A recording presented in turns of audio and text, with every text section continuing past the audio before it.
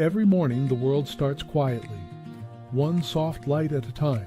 Homes flicker awake, shops open. People take those first small steps into a brand new day.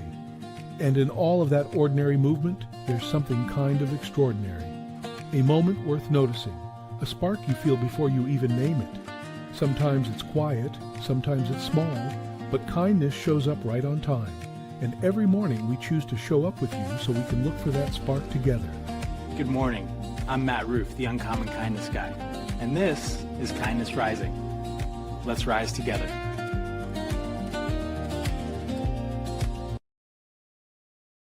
Absolutely, absolutely, absolutely. Let us rise together. Good morning. Good morning.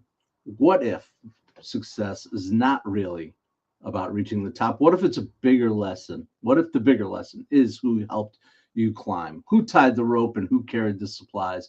Good morning, Keith. Good morning, Jess. Glad you are both here with me this morning. Absolutely. The question for you, Jess, is who believed in you? Who believed in you when that mountain to climb looked impossible? Today on Kindness Rising, we're talking about Everest. We're talking about hidden heroes, the myth of solo success, and somehow a strange man who's going to appear perhaps in our who's who. So we'll see what happens. We'll see what happens as people start to arrive. Kathleen is here. Welcome in, Kathy with the F, Kathy. Welcome in, Sully, of course. This is the group, the people who get up with me every day. Roseanne, of course, Mom. Good morning, good morning. The week has flown by, Mom. I feel like I haven't talked to you, but we've been busy. All is well here. Hey, speaking about talk to me, did that work? There it is. Why not? Why not? This is a link to my Calendly.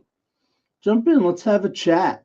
It's hard to do on the stream, but if you're out there and you want to talk about anything at all. Oh, all right. 420. Wow. Not really the kind of stuff we talk about here on Kindness Rising 420, but you could drop in and have a session with us early in the morning, 7:30 a.m. It looks like maybe you're awake and baker out there. 420 little Kush. Glad you're here with us anyway, but we don't really go into this for this stuff. Yep. We all have opinions. Okay, we are going to jump into kindness. Oh, you're in Europe. Nice. So it must be what, midday there somewhere. Cool. All right. Well, we don't really go down. As a matter of fact, that's the entire purpose of this show. The entire purpose of this show is exactly not that. Yep. We are here to rise above the noise. Yep. It's really just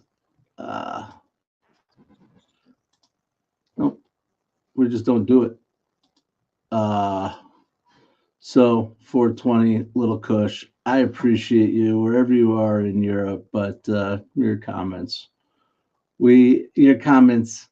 kindness is good, but don't need that. Anyway, here we are. Enough of that nonsense. Moving along. How about if we jam a little bit with Kindness Spark? Glad you're here. Glad you're here, everyone. All right, let's get it going. There's a real show for real, with or without. People keeping it kind. I hope you're all here keeping it kind. Rising above the noise, more high fives for humanity and a little bit less racism and stupidity out in the world. Get the rest of your day to be stupid. Chill here for a half hour and don't be stupid. I don't know. Anyway, good morning. Stay stupid. This. I think we all know it, all of our friends out there. Nobody climbs alone. We love the story of the lone hero, the self-made entrepreneur, the rugged individual, the person who somehow figured everything out, including how to turn down the music. Figured everything out, absolutely. But if you actually lived a little life, you know that's rarely how it works. Most of us carrying around invisible fingerprints from people who helped shape us, a teacher who saw something in us, a spouse maybe who steadied us, or a friend who told us the truth when we needed the truth. A mentor who opened a door, a coworker who made a hard season survivable, or somebody who loaned us some confidence when ours ran out. I think about that with this show. People see the live stream, the studio, the consistency of showing up, the ideas, and they're like, hey, you're doing a lot. But they don't see every conversation behind the scenes, the encouragement, the people who listen to the unfinished thoughts, the people who tolerate weird experiments and half-baked concepts, the people who remind me to keep going when my creative tank feels empty, for sure. And sometimes just showing up at 7:30 a.m. and hitting that go live button feels like it's a small mountain for me. Yeah, but the truth is I'm not climbing it alone. Everything that I do, every meaningful thing that I do that I've built in life has had a hidden rope team attached to it. Some of them aren't hidden. Some of them are right here in this chat. Mother, particularly, got to start with mom. It all starts with mom. Absolutely. I appreciate what you're saying, Jess. True story.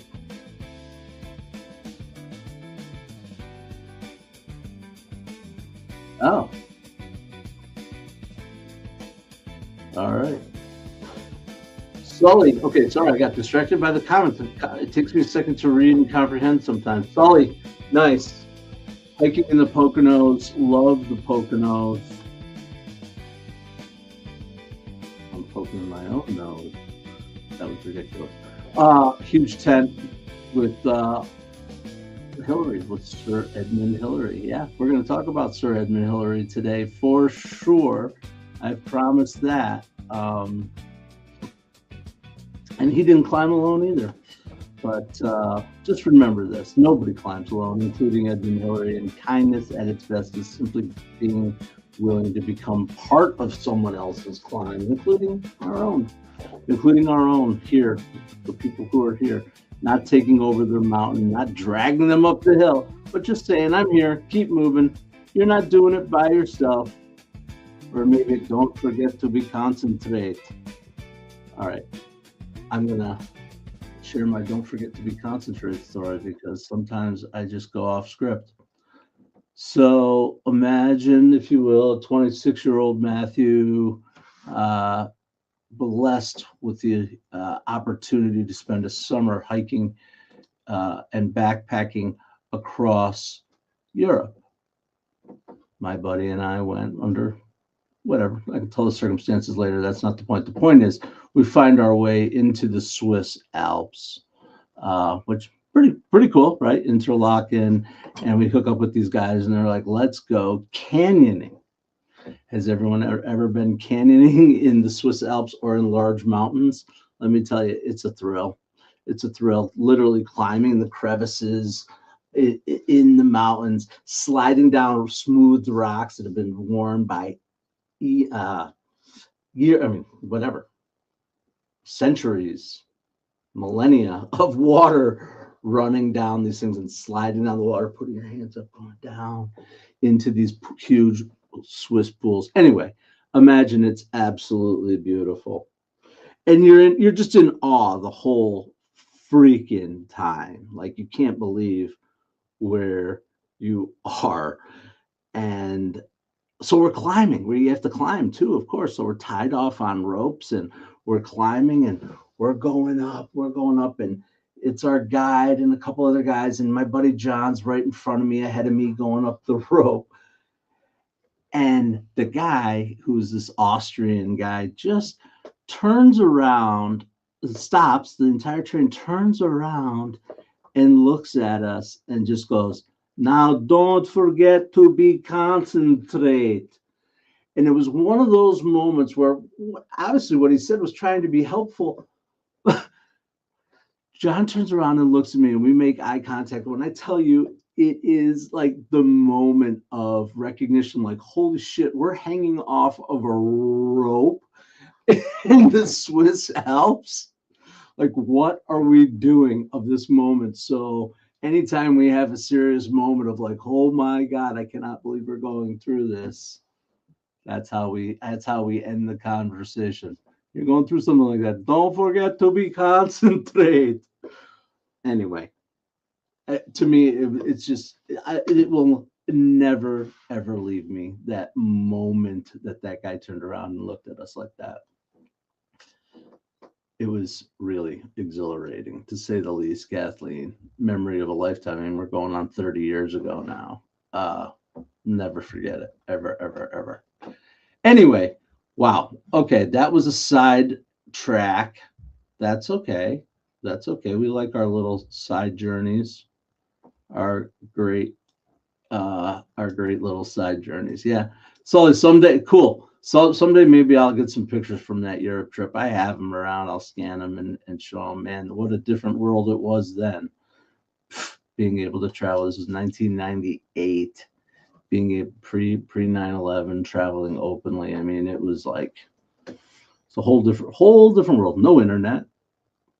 I mean, the internet was not really a thing. You had to go to a little thing called an internet cafe and see if you could dial in from an internet cafe in Europe. And we had calling cards. Put in a 35-digit number before you can whatever prepaid. That's how we were able to get in touch with people in the States. No cell phones. Are you kidding me? We didn't carry a cell phone around Europe. It just wasn't a thing. Anyway, all right. I fell off a little bit. That's okay. Who in the world?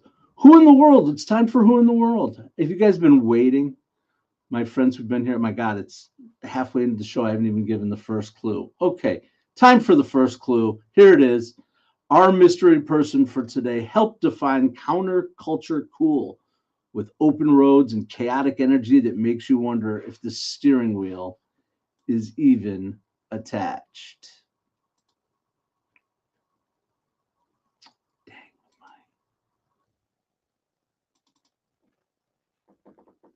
I forgot to clue it up. Well, I just gave you clue 2 right off the bat. All right, I'm going to get this down one of these days, but there's clue 2. So now you've got 2 clues. That wasn't the clue I intended to display. Clue 2. He directed and starred in a movie, groundbreaking movie about freedom and rebellion that helped shape.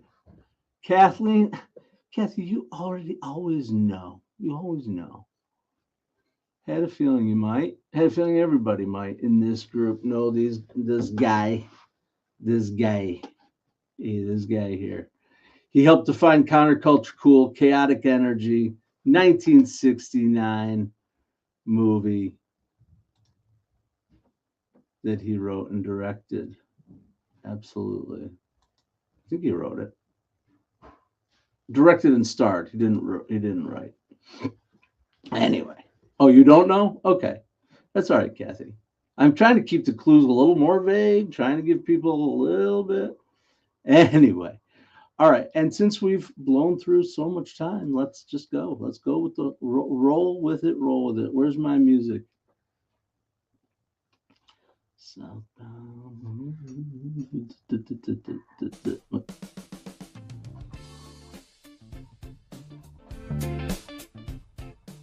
This is it. The May 29th, 1953, 1953, Edmund Hillary, Sir Edmund Hillary, who, until I did this little bit of research, I'm an idiot again. Not an idiot. You still know what you don't know. I always thought he was British, fully British, but he's not British. He's from New Zealand. I don't know what you call a New Zealander. I guess he's a New Zealander. He's not a Zoolander. Tenzing Norgay, though. Anybody ever hear the name Tenzing Norgay? Probably not as much as they've heard of Sir Edmund Hillary. I bet Tenzing Norgay didn't have a tent. That's all he was in. The highest point on Earth, 29,000 feet above sea level, thin air, sub-zero temps, and a place climbers literally called the death zone. 1953, no modern equipment, no weather apps, and satellite communication, just like that. 1998, when I traveled Europe. No social media posts from the summit saying, hey, LOL, or living my best life. Hashtag, I'm at the peak. I don't know. Just extraordinary human endurance, preparation, and trust. Now, here's where the story gets interesting, though. Like I said, Edmund Hillary absolutely deserves recognition, but it wasn't a solo story. A Sherpa mountaineer named Tenzing Norgay. Deep knowledge of high altitude climbing, mountain terrain survival, and expedition life. He wasn't simply along for the ride. He was a world-class climber in his own, an essential partner in one of humanity's greatest achievements. Because we have a tendency to tell success stories through a single face, right? Through a,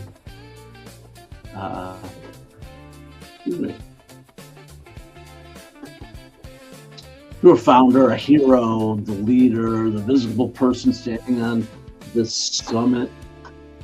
Yep. But mountains, literal and metaphorical, are rarely climbed in that way. Yep.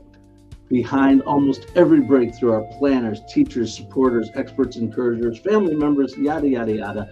Quiet professionals doing critical work that doesn't always make the highlight. That was true on Everest. It's true in our organizations, in our families, in the creative work, and in healing, and in life. And that's it. That's it. That is the truth. None of us goes through it alone. Yep. Here's another interesting part of the story. When I was reading through it, the two of them, they were asked, who got there first, right? Who got there first? Hillary and Tenzing, they wouldn't turn it into an ego contest. At some point, the shared achievement became more than what mattered than the individual credit, right? That's a pretty powerful form of kindness, a kindness lesson hiding in the tallest mountain of the earth. Pate! What? Jess's mom? Hey, Jess's mom. 9037. My mom's on here too, I think, at some point. She was on here. It's good to hear from you, Pate Martin. Patty? How do you go by? How do you say it? Anyway, awesome. And aren't you the mother that maybe was supposed to go live with Jess and play some music together? Are you musicians? I think there was a hint around that a few weeks ago that there might be some highly skilled musicians in our midst. Don't look at me. I am not a highly skilled musician. I am a hack at best, but I do enjoy. All right. We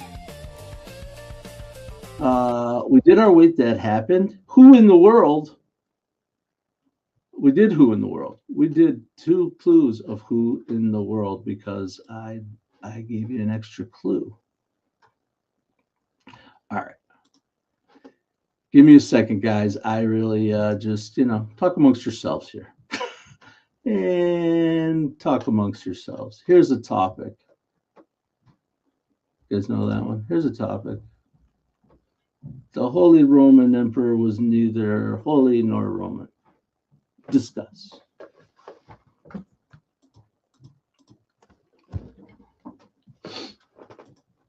my God, I'm an idiot. There it is. Okay. Who in the world? We did clue 2. Oh, we haven't done our spotlight. Wow, we're improvising. Let's do a spotlight, guys. You got to do it. Here it is. Here comes the drop. Hang in there. Patty, yes, the rest of the crew, hang in for the drop. Today's Continent Spotlight goes to organizations and people who help people find their mountain strength. And here is our example for today. Today, Big City Mountaineers. Come on, Big City Mountaineers. There you are. The outdoors is more than a place to go. It's a place to grow. 35 years. Absolutely. They're helping young people build confidence, resilience, leadership, and connection. Because the mountain isn't just the mountain. It's about fear. It's about self-doubt, and it's about isolation. The mountain is that voice that says, people like me don't belong here. And then someone comes along to you and says, yes, you do. You can do these hard things. You don't have to do them alone. That's kindness, not softness, strong kindness, rope team kindness, the kind that helps someone move one more step. And that's what Big City Mountaineers is doing.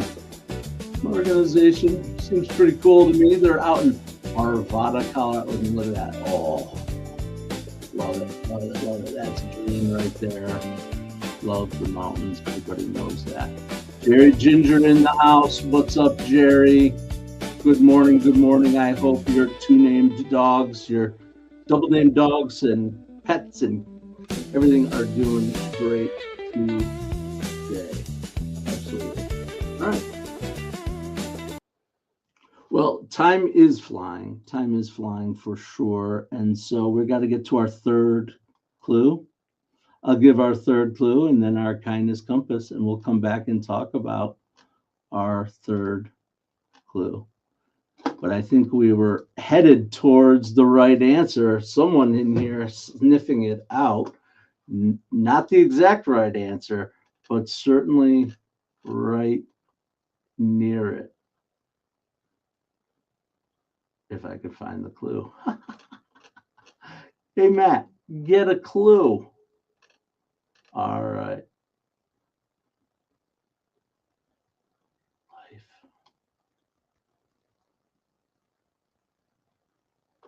Oh, I see. Heaven help me. Heaven help me. All right, I'll just I'll just say the names of the movies and maybe you'll guess what movies who I'm talking about. Let's start with Hoosiers. Let's go with Blue Velvet. Let's go with the movie the other clues are about. No, let's go with True Romance and Easy Rider. There it is, Patty. Dropping in with Dennis Hopper. Dennis Hopper. I tried to trick you guys because I thought maybe you are looking up whose birthdays is it? Whose birthday? This is actually the anniversary of Dennis's death. Well, yeah, so no, I'm just kidding.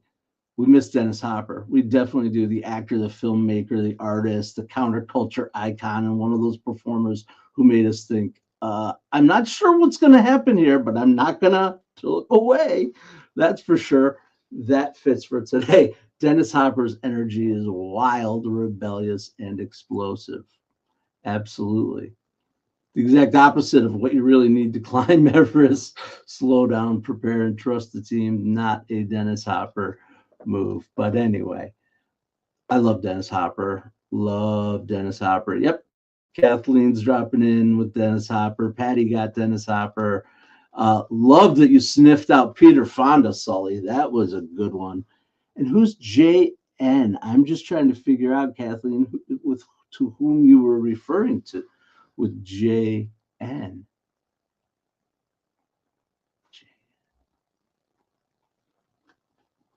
Drop it in there. What was your guess? Bill Walton?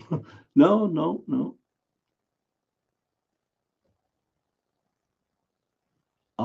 Oh, got it. Bill Walton. Yeah, Bill Walton.